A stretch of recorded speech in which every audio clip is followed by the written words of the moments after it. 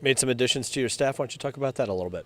Well, yeah, as we kind of were wrapping up the recruiting, and we lost David Kinney, who was working for us in one of our quality control positions, and just to try to get some of these off the field positions, the way recruiting's moving, and I'm not exactly sure between now and August what rules really come through with some of this deregulation of recruiting and what guys can do. But we've tried for several years to increase what we're doing off the field in the recruiting jobs, what legally you can do, but getting those guys working in our recruiting infrastructure.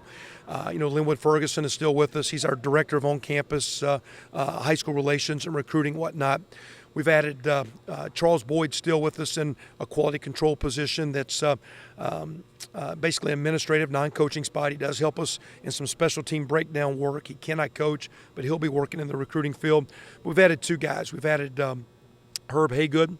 Herb was a great player at Michigan State, captain, I think, the 2001 team or 2002. I think it was, a few years in the NFL. Has bounced around, was most recently at Miami of Ohio, had worked at a couple of small schools in Michigan. Herb's from Sarasota, Florida, has some great ties in Florida.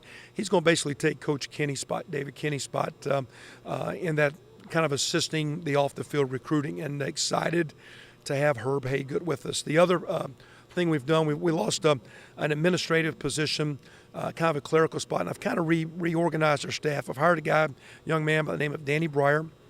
Danny was a graduate assistant at Akron, had been a student coach at Illinois, and also at TCU. Danny's from Cincinnati St. Xavier High School, a very, very smart kid. He's basically going to be an administrative assistant kind of to me, helping me manage my day, helping me in my recruiting process, and then working with with Linwood Ferguson, with Herb Haygood, Charles Boyd. So we got those four guys, plus the four GAs will manage our own campus recruiting efforts as we go through the recruiting process.